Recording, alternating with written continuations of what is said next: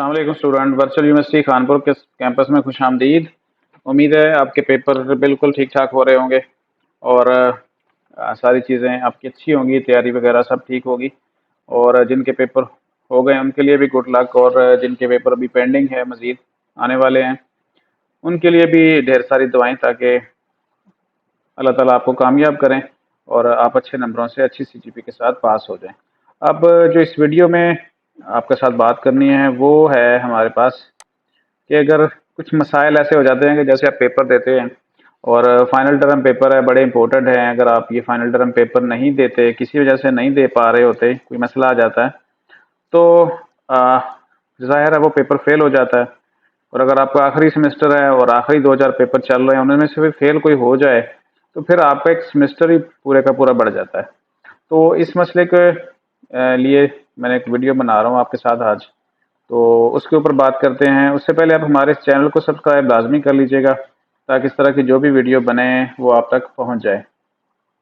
तो जैसे कि आप देख रहे हैं थंबनेल में, तो उसमें अगर पेपर आपका मिस हो जाता है, कुछ वजूहात हो सकती हैं, किसी भी वजह से स्टूडेंट खुद किसी और दिन देना चाहता है, तो अब पेपर मिस कैसे हो जाता है? जैसे कि 8 बजे, 7:30 बजे पेपर था और आप 15 मिनट लेट हो गए, आप पहुंच ही नहीं पाए और पेपर मिस हो गया, या आपको पता नहीं चला, तभी मिस हो गया। बाज़ औक़ात ऐसे भी हो जाता है कि डेट शीट बनाने के बाद स्टूडेंट ही भूल जाता है कि उसका पेपर पहला या दूसरा कब था, या कैसे भी है, भूल जाता है। स्टूडेंट खुद किसी और दिन देना चाहे, अब कोई इमरजेंसी हो गई है, कोई जॉब है, कोई इंटरव्यू है, कुछ भी है, जितने मैंने लिखे हैं यहाँ पे प्रॉब्लम, इसके अलावा भी कोई हो सकती है, तो स्टूडेंट खुद किसी और दिन देना चाहे।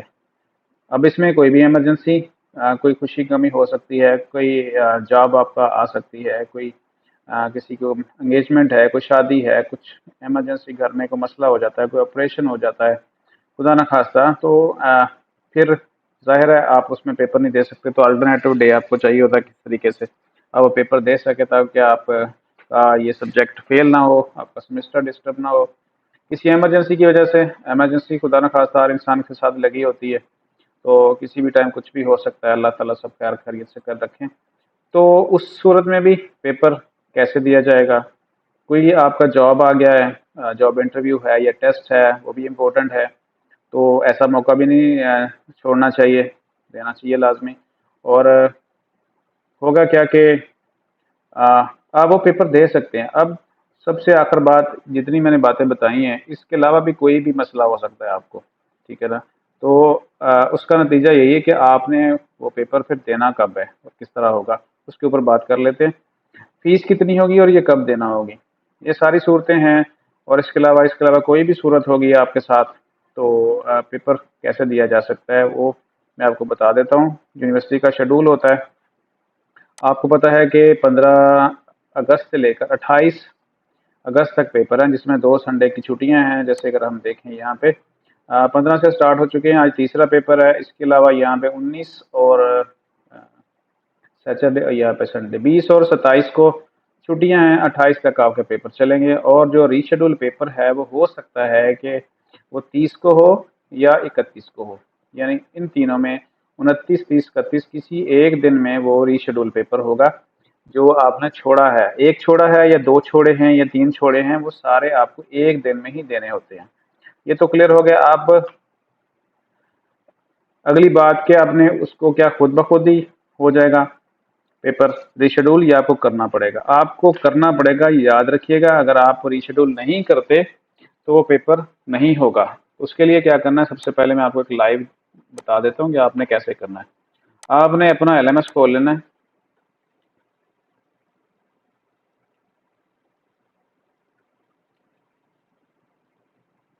एलएमएस आपने ओपन करके सिंपली स्टूडेंट सर्विस में जाना है, फॉलो कीजिएगा स्टेप को। आप जाएंगे स्टूडेंट सर्विस में और उसके बाद आपने जाना एग्जामिनेशन डिपार्टमेंट। यहाँ पे आप क्या करेंगे, यहाँ पे आप चेक करेंगे री स्केजुलिंग ऑफ पेपर्स, ठीक है? यहाँ पे आपने जाना है। ये यहाँ पे एग्जामिनेशन डिपार्टमेंट 1, 2, 3, 4, 5, 6, छठवां ऑप्शन है, आपने इसको क्लिक करना है। यहाँ पे क्लिक करेंगे,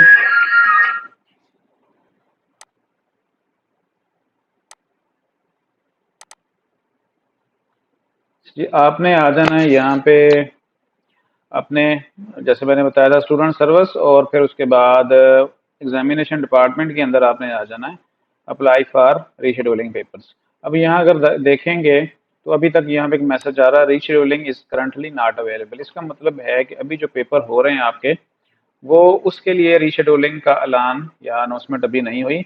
ये 3 से 4 दिन के बाद, यानी कि 20 तक जो है ना, अनाउंसमेंट आ जाती है, और फिर आप उसके बाद इसको अप्लाई कर सकते हैं। जो भी आपका पेपर मिसिंग होगा, आपने यहाँ पे एक टेबल की शेप में होगा, यानी सीरियल नंबर, आपका पेपर, और उसके बाद फिर वो यहाँ पे सिटीज़ होंगे। ये गौर से देख लीजिएगा, अभी चूंकि करंटली अवेलेबल नहीं है तो वैसे आपको नज़र नहीं आ रहा, लेकिन आप ये देख लीजिएगा, यहाँ पे होंगे सिटीज़। ठीक है, सिटीज़ की पूरी लिस्ट होगी, और ध्यान से आपने सिटी सेलेक्ट करना है जहाँ पे आपने वो रीशेड्यूल वाला पेपर देना है। बाज़ ऐसे होता है कि छोड़ इसलिए देते हैं कि जैसे अभी कानपुर में पेपर था या लाहौर में पेपर था, तो वो किसी वजह से जा रहे हैं किसी और जगह पे। अगर कोई इस तरह का मसला है तो आपने केयरफुली जो एग्ज़ाम सेंटर की लिस्ट शो हो रही होगी उसमें से सिटी सेलेक्ट करना है, और उसके सामने चेक लिस्ट होगी, चेक बटन होगा, उसको क्लिक करके आपने सबमिट कर देना है। ठीक है, तो जैसे ही सबमिट करेंगे, 2,000 रुपये का एक चालान का वोचर आपके अकाउंट बुक में आ जाता है। अब उसको फौरी पे कर रहे हैं तभी ठीक है, देर से पे करें, देर से मुराद ये है कि मिड के बाद, फाइनल के बाद जैसे ही रिजल्ट आना है, उसके उस टाइम यूनिवर्सिटी ने आपके अकाउंट ब्लॉक कर देने हैं। तो उस टाइम तक आपको सारी फीस पे करनी है, यानी कि अर्जेंट भी नहीं है, और 15-20 मिनट, 20 दिन या 1 महीने के बाद भी वो पे कर सकते हैं। उसका इससे फ़र्क नहीं होता कि अगर आप फीस पे नहीं करेंगे तो वो रिशेड्यूल नहीं होगा। 2 दिन का प्रोसेस होता है, और फिर आपने क्या करना है कि अपनी नई डेट शीट का प्रिंट एक निकलवा लेना है, जिसमें वो प्रोसेस होने के बाद वो पेपर आपका ऐड कर दिया जाता है। उसी डेट शीट के अंदर आपका आईडी पासवर्ड वगैरह सेम रहता है, लेकिन जो भी पेपर आप किसी और सेंटर में चेंज करके देते हैं या जहाँ पे भी देते हैं, वो उसके साथ मजीद ऐड हो जाता है।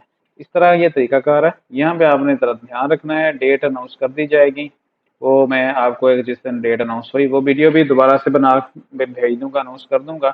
तो इसके लिए ज़रूरी है कि आप चैनल को सब्सक्राइब कर लीजिएगा, ताकि जो भी नेक्स्ट वीडियो हो वो आप तक पहुँचे, और आप किसी भी काम की है तो उसका फ़ायदा हो आपको। तो इंशाल्लाह मिलते हैं नेक्स्ट वीडियो में, अपना ख्याल रखिएगा।